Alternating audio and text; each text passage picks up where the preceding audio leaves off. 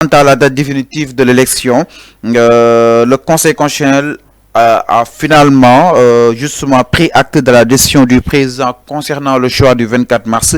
Il semble donc que malgré les controverses et les divergences initiales, l'élection présidentielle se déroulera à cette date justement du 24 mars 2024. Franchement, xam nga sëñ Fallou li nga doon bañ début bi di ma naan est-ce que dans ce cas duñ ko humilier yaa ngi fàttaliku mooy chaque jour ma ne la le conseil constitutionnel peut fixer une date à lui-même. nga ne ma non est-ce que du doon humiliation mais humiliation bi moo nekk ni démb. parce que démb moom li ñu gis moom c'est le grand chamboulement. il était dos au mur. démb moom chamboulement total dos au mur moo tax il a fixé la date la division. Serigne Niass sax nee na est-ce que Macky Sall du démissionner parce que tellement man sax loolu man dafa mel ni idée bobu la am sama bop. Est-ce que du démissionner balaa la fin de son mandat parce que jamono bi il est au dos au mur, il contrôle rien du tout. Est-ce que du démissionner balaa le 2 avril parce que on la humiliation bi nga doon bañ mom lañu gis demb yow ñu ne la fixer une date alors que yow tu pouvais fixer la date du 24 mars bien avant nga dem woote fii dialogue. boo xamante kenn xamul lu mu ñuro nga ñëw ñu rejeter sa dialogue.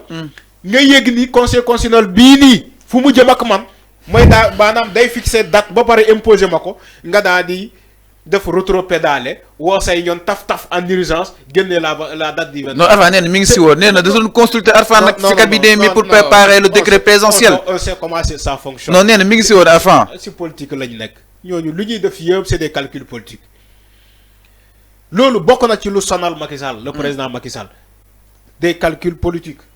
Tout le temps des calculs politiques, tout le temps. Même fixer la date des élections, c'est des calculs politiques. Fixer une date. Nga dem wo say ñoñ jam ñaajo ñuy def fa politique pure et dire meeting lañ gisoon jam ñaajo ñuy def meeting tout ça c'est dans des calculs politiques, des récupérations politiques, de faire sa image, pour que ñi ne oui c'est un démocrate woote na sa dialogue pour fixer une date. Loolu yëpp sénégalais toog conseil constitutionnel toog di la déglu. yow la ñuy xaar. boo defee sa affaire ba pare on tape là où ça fait mal. Oui. mais Arfan. Et le conseil constitutionnel a tapé hier là où ça fait mal. moo tax nga gis taf génnee la date du 24 mars. non Arfan pour peut-être la date exactement le conseil constitutionnel a pris acte. ñu ngi koy xaar sur sa décision mu xool ba xam ànd na si lu nu mel mais il a pris acte Moundiaye Cissé moom nee na on doit appliquer la date du conseil constitutionnel rejetant li nga xam ne que moo di justement li président Macky Sall daal di yéegi alors moom le président de l'ONG 3D estime que le message est clair. Plus question de manipuler la constitution pour se maintenir au pouvoir. Par conséquent le conseil constitutionnel dafa war a conserver li nga xam ne moo di datam. jeex na gis nga constitution bi duñu nangu kenn ku koy salfaañe. Sëñ Fallou barke Cheikh Ahmadou Bamba Xaadimu Rasuul dama lay wax lu am. duñu nangu kenn kuy salfaañe constitution du Sénégal. te ce qu'il a fait hier le conseil constitutionnel c'est un acte à saluer. tey man date bu ñu mënta jël.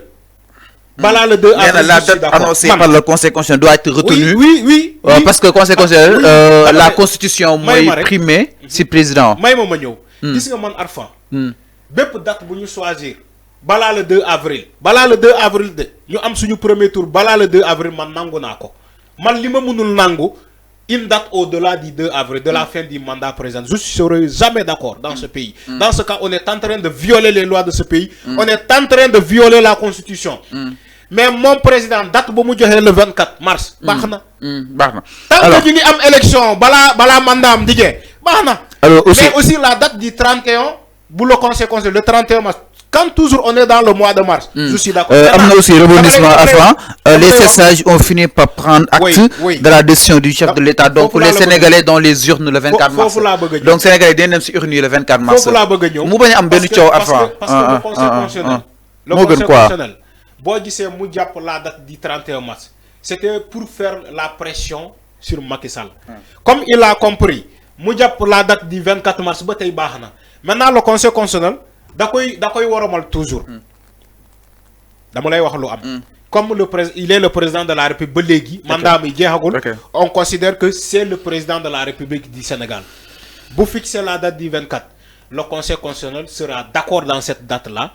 parce que loi le bëgg président choisir génné décret fixant donc le corps électoral convoquant le corps électoral et fixant la date. Maintenant comme fixé nako mom l'exécutif le conseil concerné va valider la date du 24 pour que suñu ay ñooñ yi poser question ci toile bi.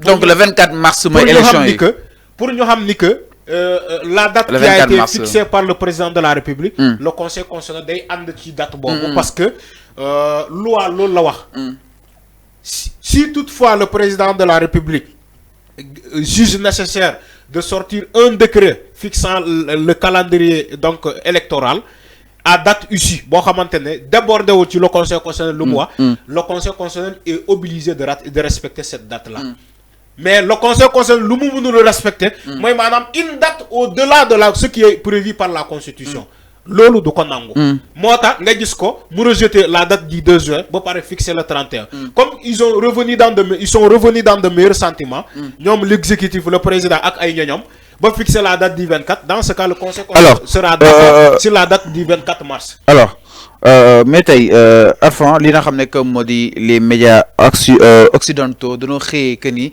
xam naa ni titre bi di nga dal seen kaw une élection deux dates le Sénégal dans une réelle crise institutionnelle exactement ñoom jàpp ne ni crise nag moo am li nga xam ne que moo di Sénégal ndax une élection deux dates le Sénégal dans une réelle crise institutionnelle exactement lu ne mel na ko daal di jàngatee est-ce que crise dafa am fii si nga xam ne que moo di réew mi une élection présidentielle deux dates le Sénégal se retrouve dans une vraie crise institutionnelle suite à l'annulation justement du report de la présidentielle du 25 février 2024 pour yow genre de communication boobu lan lay unnu. Ah mais suñu der moo ñaaw rek suñu der ñaaw na ba par franchement jaru ko woon bu fekkee fii nga xam nga ni fii ngay mujjee. Sëñ Fallou njëkkeel foofu. wa ilaa war a suuli yi bu fekkee xam nga ni fii ngay mujjee le 24 ngay mujjee. jarul dialogue wooteel foofu depuis le 16. mais avant est-ce que xamoon nañ le 24 lay mujjee. non arrêtez il faut arrêter quand même. crise bi ñoom ñoo ko andi. ñoom ñoo bëgg a créer crise pour dire techniquement conseil constitutionnel ne teg xam nga wax naa la fi kii ñii taxaw di naan techniquement mënuñu am élection premier tour. ñoom Pierre Goudiaby balaa le 2 avril. c'est faux mu ngi nii ñaata date la ñuy génnee. avant le 2 avril ñaata date du ñaar. après dinañ ñëw si temps de campagne bi temps campagne beeg état donc ce qui veut dire que ñoom dañ doon tromper les gens. C'était des manipulations pour dire que techniquement mënuñu am élection balaa le 2 avril. génnewuñu deux dates. balaa le 2 avril. caaxaan faaxe. séeréer yi ñoo ko wax. séeréer yi ñoo ne caaxaan faaxe. game is over. je crois que am na ay journaux yu ko titré tey. c'est la fin de la récréation. game is over. jeu bi jeex na dañuy dem élection. bañ bëre bëgg a bëre bañ bëre. loolu kese. alors ñu ñëw si bëgg a bëre bañ bëre. alors.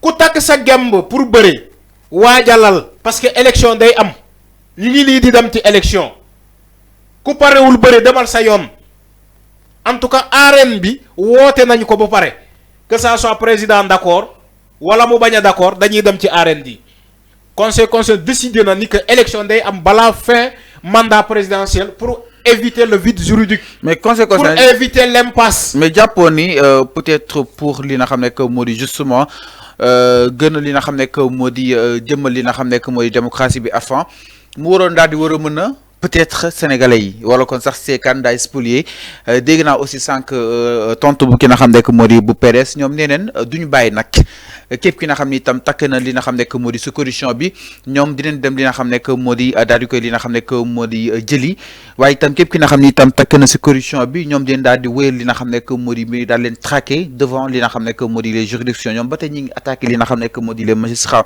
daal di koy xamle ni ki li nga xam ne que moo di sànq li nga xam ne que moo di waa PDS ñoom itam instant bii nii ils se sentent frustrés par rapport à cette décision bi nga xam ni itam le conseil constitutionnel jël na ko lu moo ko peut-être ñu yaakaaroon que ni li nga xam ni itam doon nañ ko waxtaan jëm si wàllu ko manigance Karim Wade dina daal di ñëwaat li nga xam ne que moo di dans la course l'avenir de PDS dans tout ça.